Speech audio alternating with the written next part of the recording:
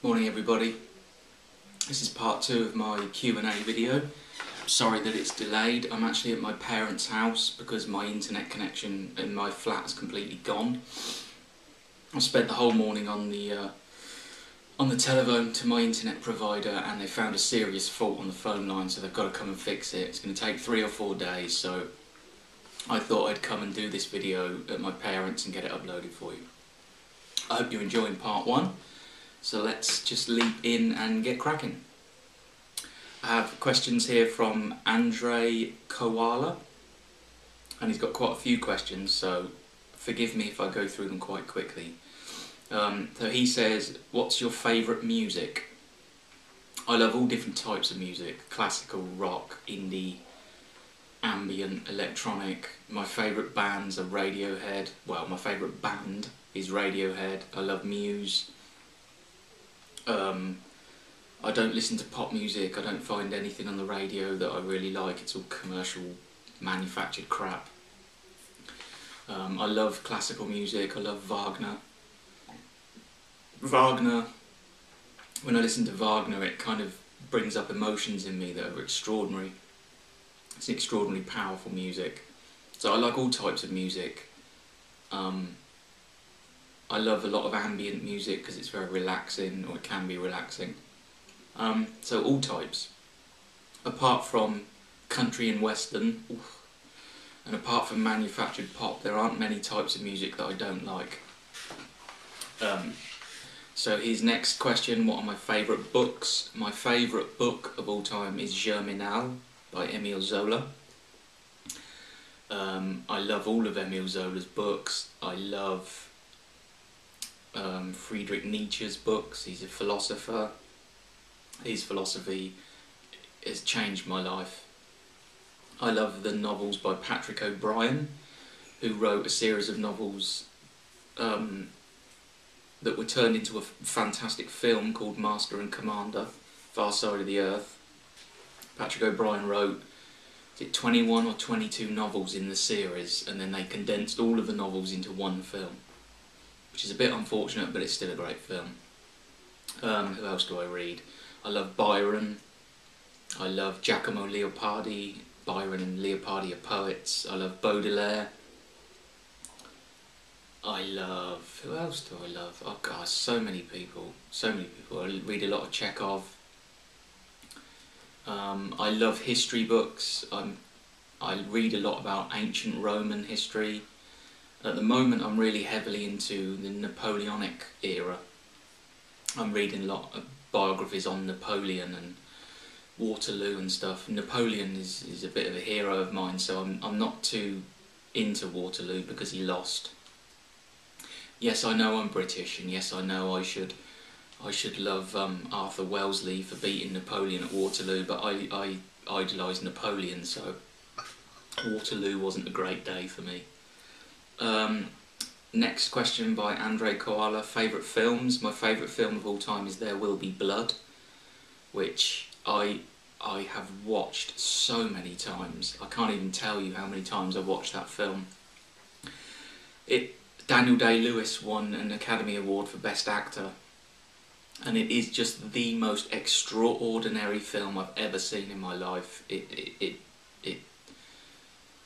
You know, the first time I saw it, it just blew me away. Actually, the first time I saw it,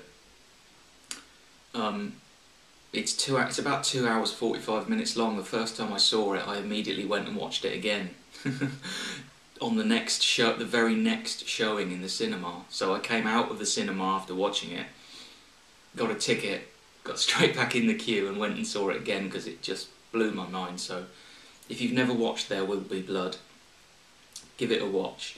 It's not a film that a lot of people are into because it's quite dark and it's moody, but it's breathtaking. The cinematography is extraordinary. So my favourite film is There Will Be Blood, but I also love Excalibur, Das Boot, Master and Commander, Far Side of the World rather, Gladiator. I love any kind of films that are like ancient history, Romans, Greeks. I love, Das Boot is a wonderful film. I've just got the book. My film collection's actually pretty small, but I think it's more quality than quantity.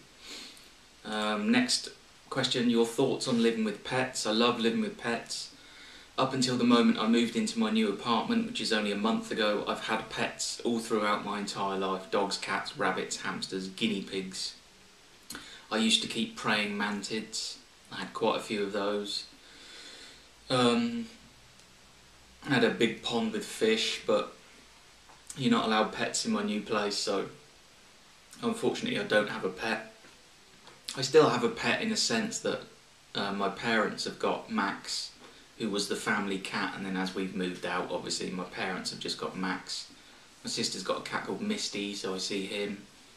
So yeah, I love living with pets, but unfortunately I don't have one now. It's the first time in my life that I don't. Your thoughts on religion?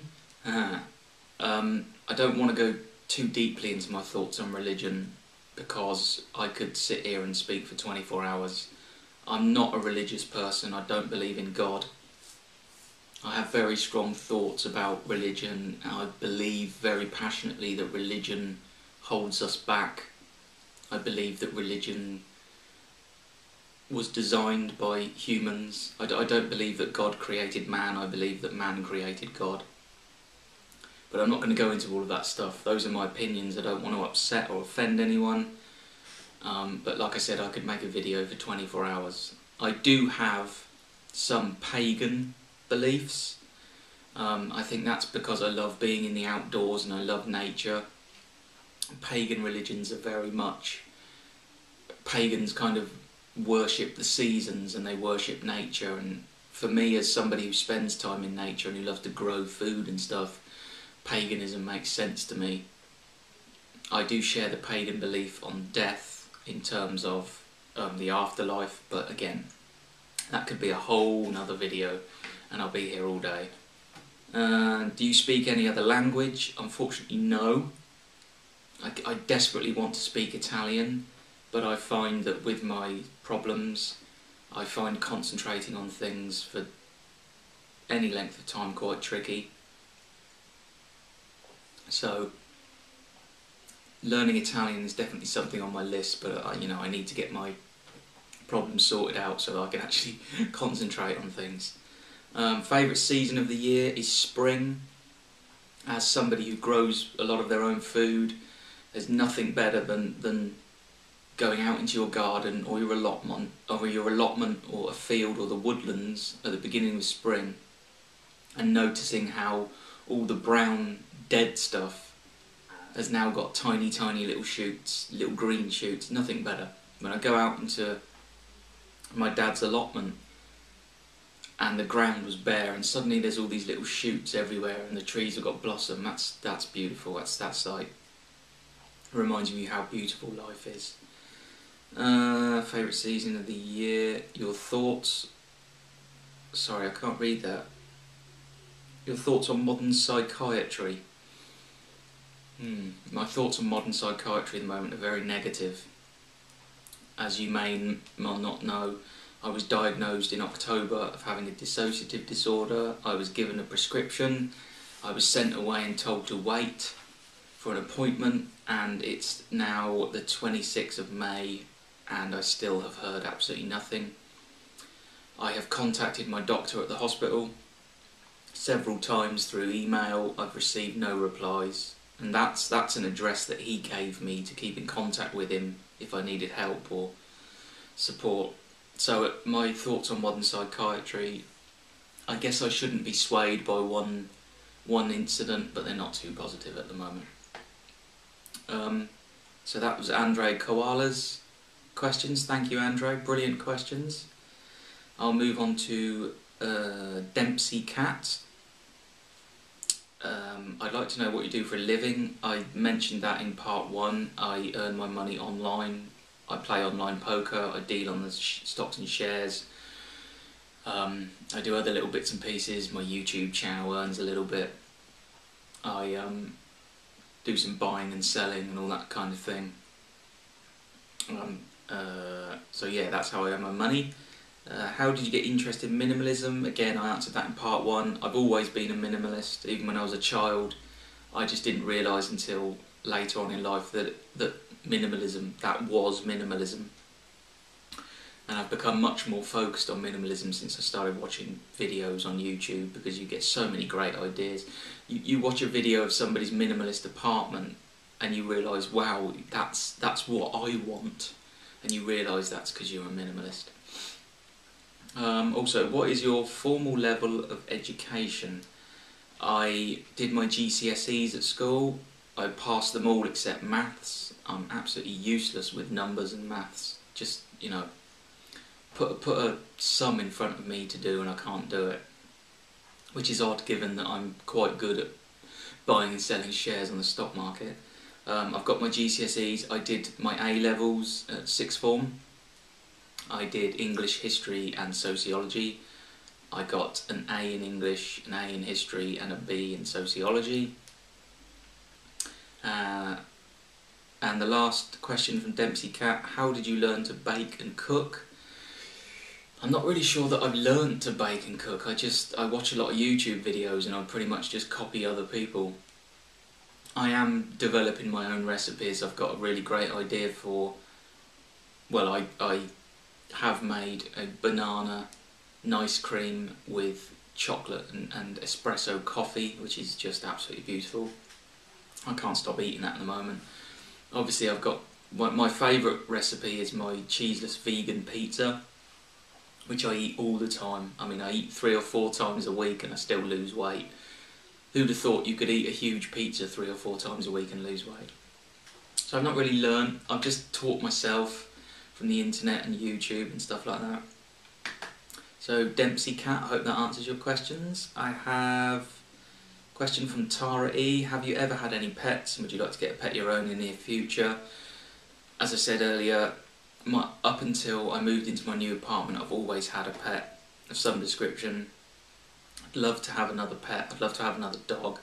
I had a dog, a German Shepherd called Astra. Unfortunately, we had to have her put to sleep because her back legs kind of collapsed and she couldn't walk and couldn't get up. And that was one of the most heartbreaking moments of my life. So I'm very cautious about getting another dog, because for all the love and affection they give you, when a dog passes away, it just breaks your heart. I mean, I've had cats and all the other pets obviously I've had have passed away, but you know, something about a dog, when a dog dies, it's just, you know, it breaks your heart. And the last part of your question, Tara, my current apartment doesn't allow pets. Well, there are some people who have got pets, and I'll have to clarify this with the landlord and letting agent, but I think if you're moving into a flat and you've already got a pet, you can have that pet in your flat, but I think once that pet's gone, I'm not sure that you're allowed another one. But I'll have to clarify that because I'm not 100% sure. Question from Lovely Jubby, what's your job? I mentioned that earlier, I earn my money online. You mentioned you used to be a painter and decorator. I was a painter and decorator for about 15 years, and I've gradually moved away from that to earn my money online. It's a much nicer way of earning money. I enjoyed painting and decorating. I used to enjoy going into a house that needed tons and tons of work, and you can see it's kind of dark and dirty, and gradually you make it better and cleaner, and that's really cool. Lovely Jubby also says, how old are you? I'm 38. Diane in the Shire says, who is your favourite author and favourite poet?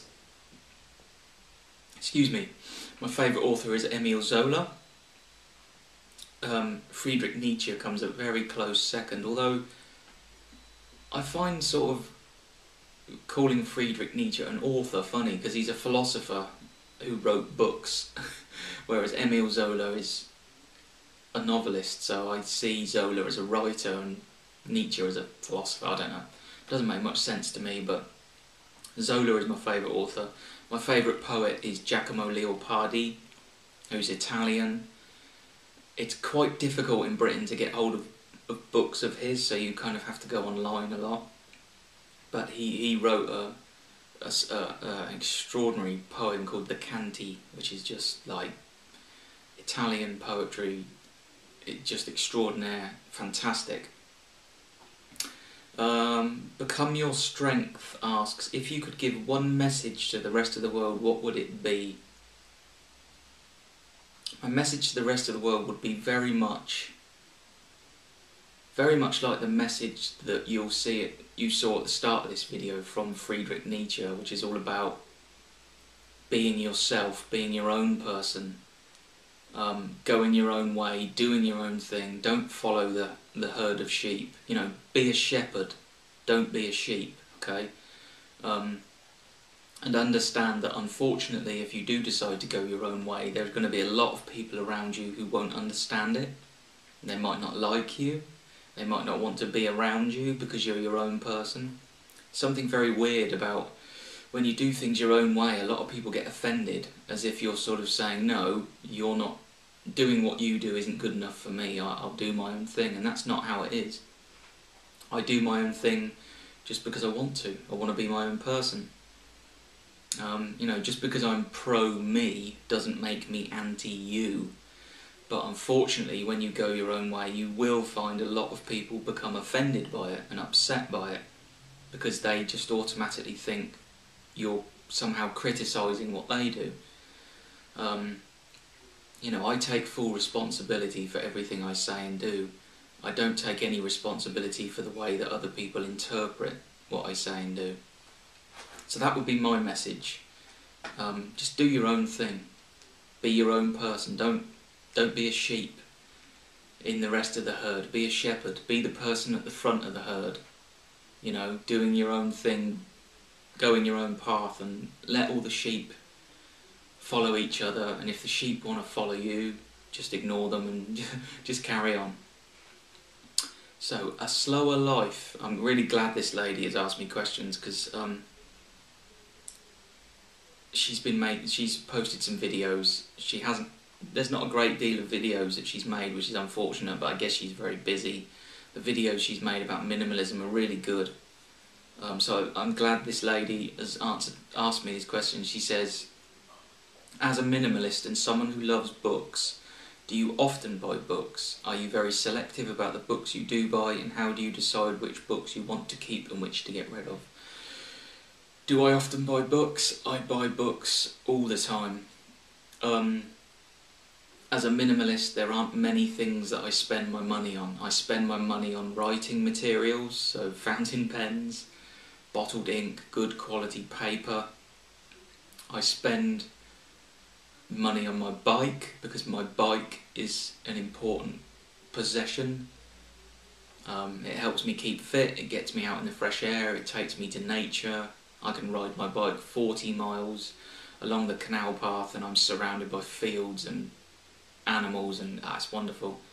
But yes, I do spend a lot of money on books. I spend a lot less money now because I actually buy a lot of my books in the charity shops. There's a number of charity shops in Thatcham. I can go into a charity shop and buy a second-hand book for 50p, or I can go to the bookstore down the road and buy it for £8 brand new. You know, silly waste of money. Yes, I buy a lot of books. Are you very selective about the books you do buy? I guess I am. I mean, there are certain subjects that I will gobble a book up. Ancient history, poetry, any book that I find by any of my favourite, by sort of Byron, I will buy. I do own quite a number of Byron's books of poetry that were published in the early 1800s, so they're fairly valuable. And obviously they're the sort of books that you can't just go out and buy, you have to search them out, you have to go to dealers to buy, or actually in fact I've got a lot of them on eBay for very little money. These are books that are, you know, they were made in the old-fashioned way, leather bounding, the illustrations were printed with plates, they've got little bits of paper between pages, wonderful books. So yeah, I am quite selective. I'm much more selective now than I was, but I could very easily go into a bookstore. You know, if somebody gave me £100 and said go into a bookstore, I'd spend more than £100. I could walk around bookshops all day. I just love being around books, not necessarily buying them. I often go into a bookshop when I don't want to buy a book and just walk around and look at the books, you know. Last part of this lady's question, how do you decide which books you want to keep and which to get rid of? That's difficult.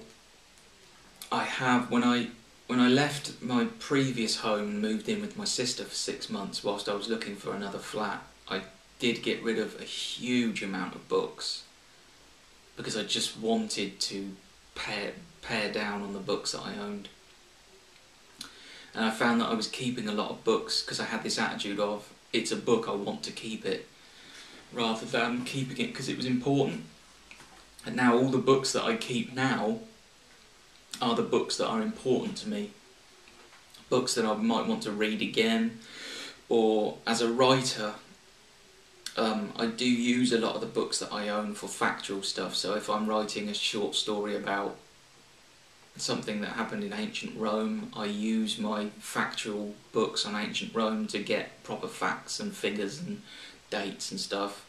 I've invented my own character, who is a legionary in ancient Rome, and he has all kinds of adventures in ancient Roman times, and although he is fictitious, I use real characters from the period and real events, so obviously I refer to my history books a lot.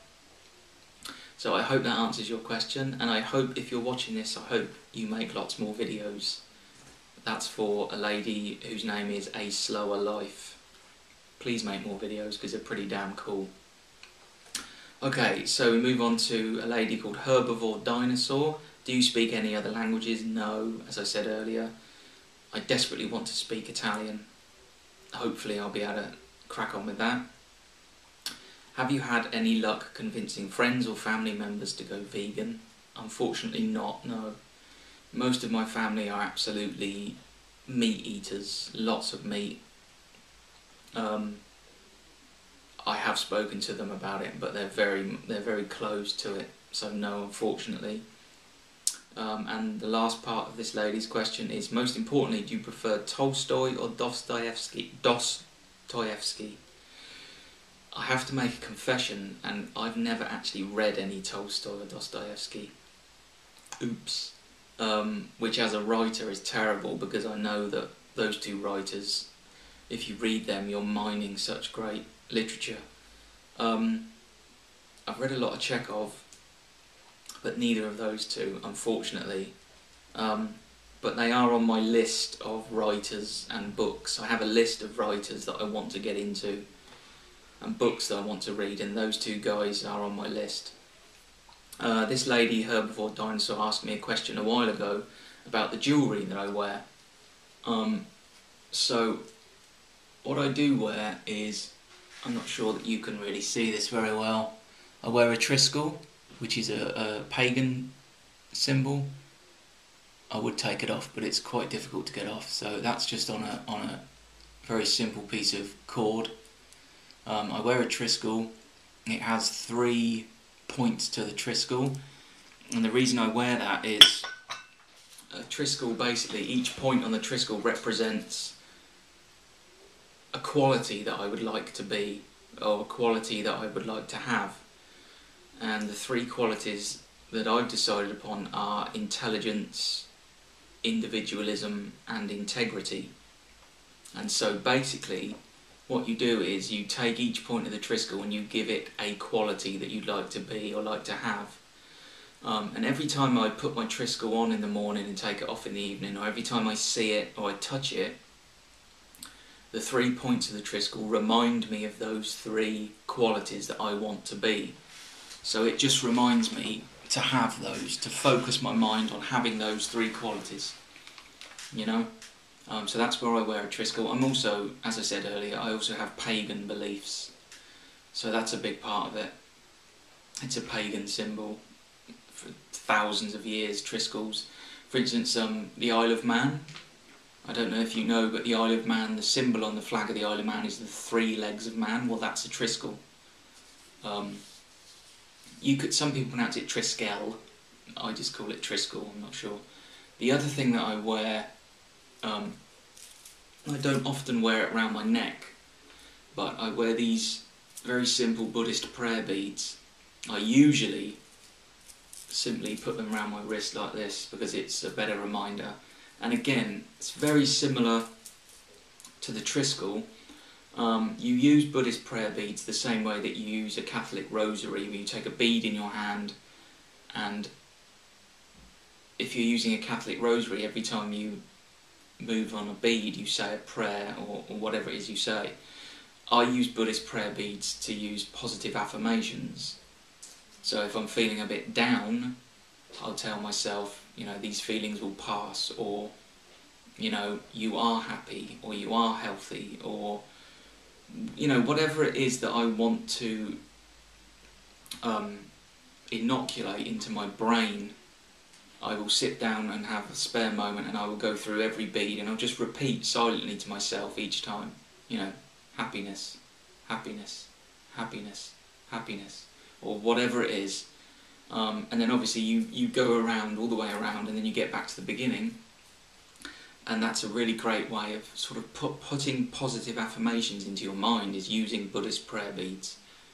As I said, each time you move a bead, you say the affirmation again, and that just goes into your head, I do actually have a really beautiful, larger set of Buddhist prayer beads that I use when I'm at home.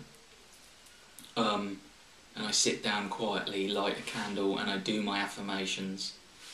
But I wear these, as I say, I wear these like this around my wrist more than most, because it's really good when I'm out. If I'm out somewhere and I'm feeling a bit low, or I need a reminder of what I want to be, then I've got these on my wrist and they remind me of the affirmations. So that's why I wear what I wear, the Triskele and the Buddhist prayer beads. The Triskele reminds me of the 3 qualities that I want to be, or want to have, and the Buddhist prayer beads help me to do positive affirmations. So Herbivore, Dinosaur, I hope I've finally answered your questions. Okay, now we move on to Anne Siggers. She says, besides riding your bike, are there other forms of fitness that you do or enjoy doing? I run, I walk. In fact, yesterday my sister and I did an 8-mile walk along the canal towpath, which was wonderful, and I feel fantastic today. Yeah, I run, I walk, and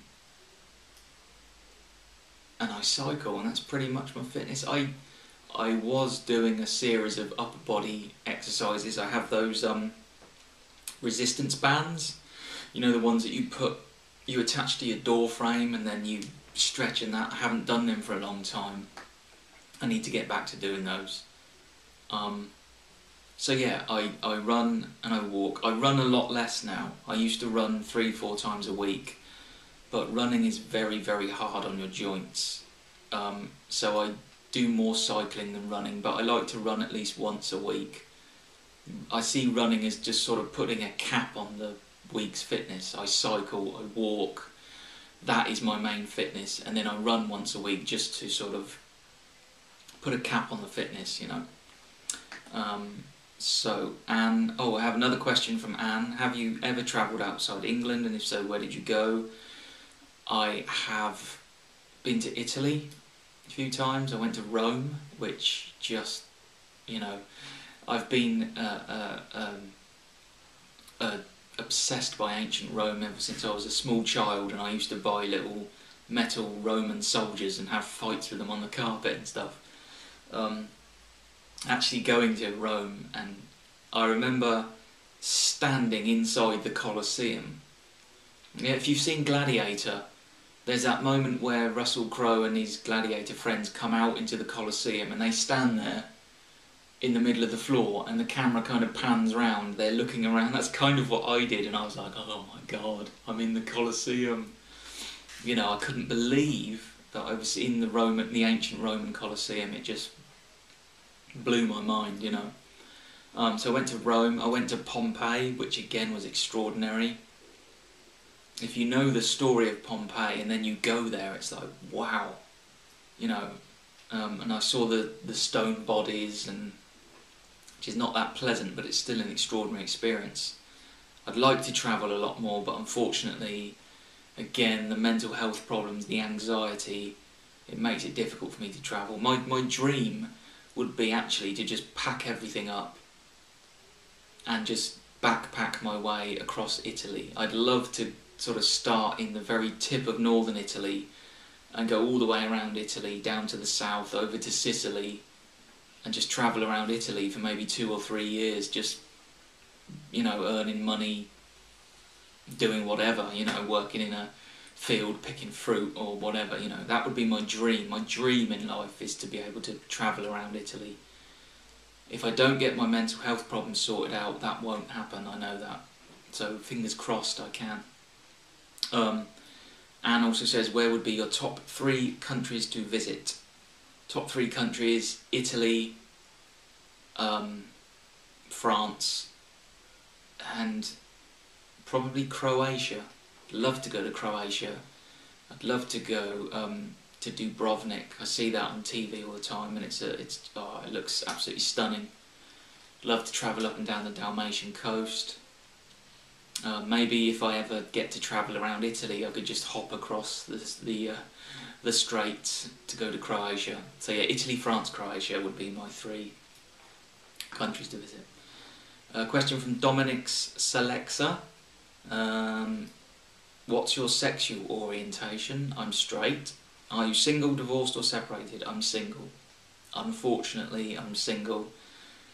I'd love to have a vegan minimalist girlfriend who, you know, if there's any vegan ladies out there who watch my the tour of my apartment and think that looks like a cool apartment, she's probably the lady that I'd like to be with.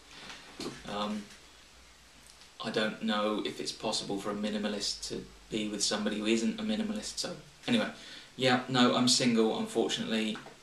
Don't like being single, but again, the problems that I have, mental health, I'm not too sure if a relationship's possible until they're sorted. Okay.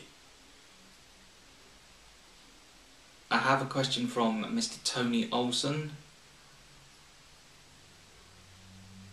It's an incredibly long question. I don't really have the time to answer that, but it's an excellent question, so I'll probably make a separate video on this. I'll just answer the first part of... Yeah, no, actually I can't really answer the first part.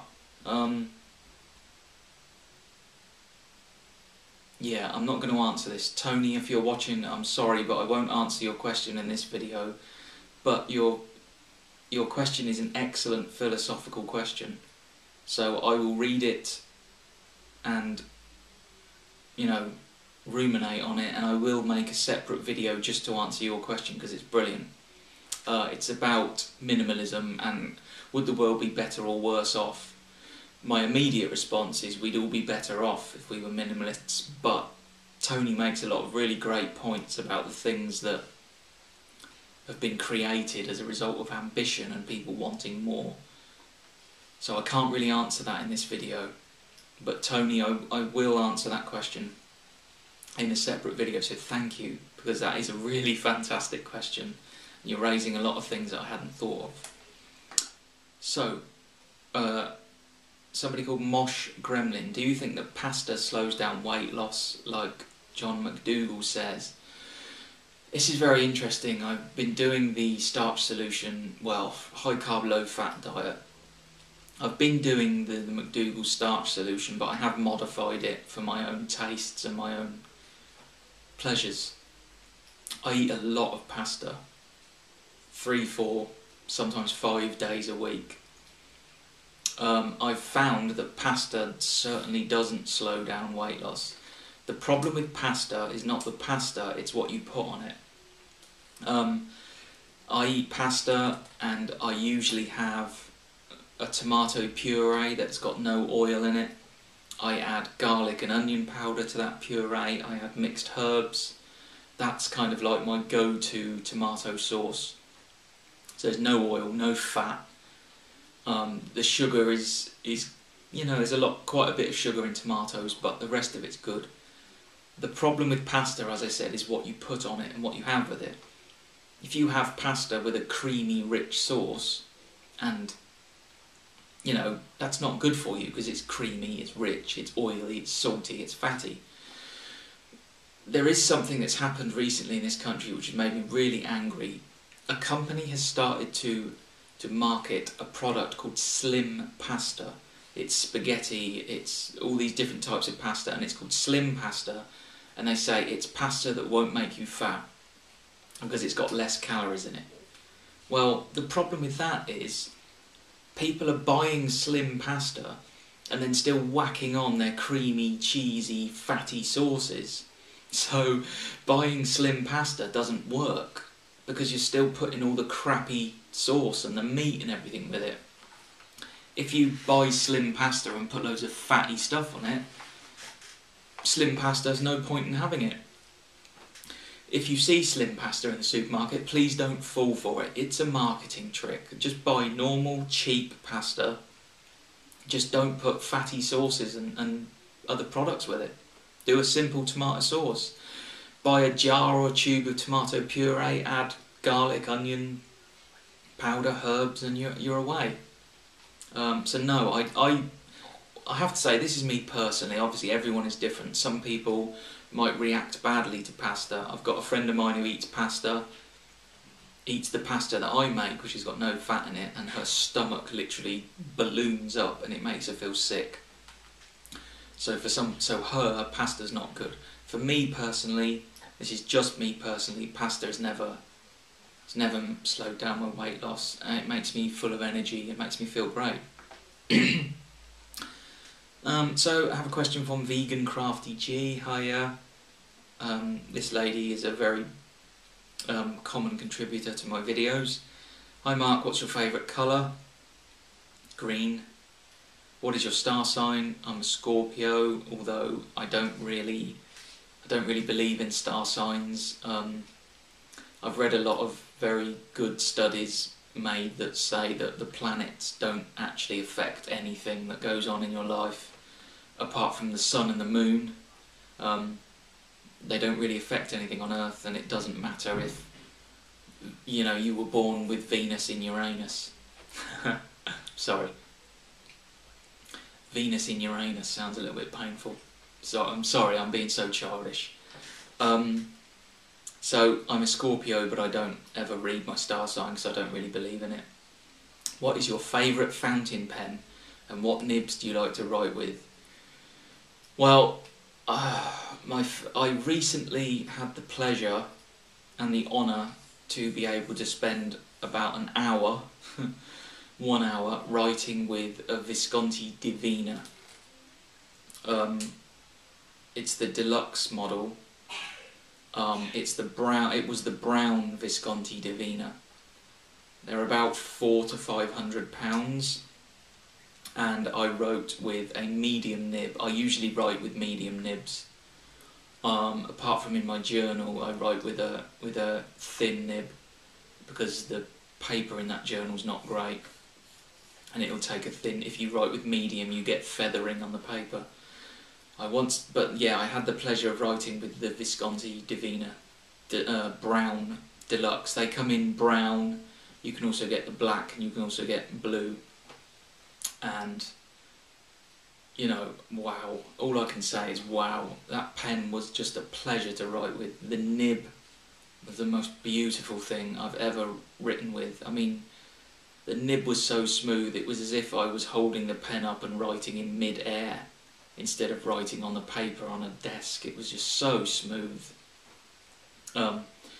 So I don't own one of those pens, unfortunately. I could afford to buy one, but I just have this thing where £400 to £500 on a pen is a lot of money, and at the moment I don't want to spend that. I could spend it, but I don't want to. I know minimalism allows you to focus on the things that are important to you, and pens, having a really great fountain pen is, but I don't want to spend that money on a pen, even though after I'd written with it, if I'd had £500 in my pocket, I would have put that money down and run out with that pen. So yeah, that would be my favourite pen, the Visconti Divina Deluxe model. The brown is nicer than the blue and the black, I think. So I hope that's answered your question. What do we have? Oh, we have the final question from Diane Peck. Good morning, Diane. Hope you're well. I am interested if you intend to live by routines. If so, can you share the benefits with us? I do live by routines, or at least I usually do. Since I moved into my new apartment, I've been so busy getting all my suppliers sorted, electric, phone, water, council tax, you know, that I've found that all of my routines have gone completely out of the window. Been busy decorating, so I haven't had the chance to have my routines. But as I've now sorted out all the supplies for my apartment, and I've nearly finished the decorating. It's taken longer than I'd hoped. I can get all my routines back. I don't feel very comfortable not living a routine and structured life. I love structure. I love getting up at the same time. I love putting my coffee pot, I get out of bed, my coffee pot goes on the stove. That's my structure. I make my coffee, I sit down at my writing desk, I write, I put the radio on, I do that. You know, I have a very structured life. Can you share the benefits? The benefits of a structured life are very simple. I know exactly what I'm going to be doing and when I'm going to be doing it. There are a lot of people out there who love spontaneity. I hate spontaneity. If any of you watch The Big Bang Theory, I'm very much like Sheldon Cooper in terms of he doesn't like change and he doesn't like things out of the blue. He likes his routine. Unlike Sheldon Cooper, I don't have a bathroom routine where I have to go to the toilet at the same time every morning. Although that's quite a good idea. No, I'm not going to get that obsessed. So yeah, structure is great because it just makes me feel comfortable that I know what I'm doing and when I'm going to be doing it. I love the idea of a minimalist uniform. I just wish. Okay, that's not a question. Sorry about that. What minimalists online do you enjoy? I love unconventional living. Derek has just got engaged to Hannah from High Carb Hannah, so that's fantastic. He's a minimalist. He's a vegan. I enjoy, as I said earlier, the lady who asked me a question. Her channel is called A Slower Life. She's making videos on minimalism, so check her channel out. I have there's a lady called, her name is Alicia Fox, and I believe, I can't remember her channel. I think her channel is called Clean Simple Free. Yeah, I can't actually, I'm pretty sure it's called Clean Simple Free. Yeah, I can't actually find it. Anyway, I'm sure that's her channel. I'm sure it's cleansimple.free.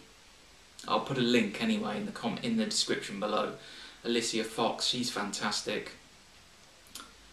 They're the three people that I watch the most, I think, minimalists. So yeah, they're pretty cool. Yeah, you've probably seen my videos about minimalist uniform. So yes, again, minimalist uniform, Diane, fits in with structure. I get up in the morning, there's my t-shirts, there's my trousers, there's my underwear, on it goes. I get on with my day. So that's the end of part 2 of my question and answers video. It's a very long video, so if you stayed with it till the end, brilliant, thank you. If you started watching and you got a little bored, well, I guess you won't be watching this now, but I apologise anyway. Thank you so much for all your questions. If any of you have any other questions about my life, please keep leaving them on my videos and I will keep a note, and sometime in the future I'll make another questions and answers video. Tony Olsen, thank you for your question. I apologise for not answering it now, but it will take me a little thought. I want to really think about your points. Yeah, so thank you very much for watching. I hope this video is going to upload at my parents' house. I have a funny feeling that it's going to take a while to fix my internet connection, so if you don't see any videos for me, I would love to get into a situation where I post one video every day. And I've got, the next video should be the finished tour of my apartment, because it'll all be completely finished. So I'm looking forward to everybody seeing my redecorated minimalist apartment, and I'm looking forward to everyone's opinions on that. So thank you so much for watching, and I'll say goodbye, and I hope you all are fit, healthy and well, and have a really, really great day.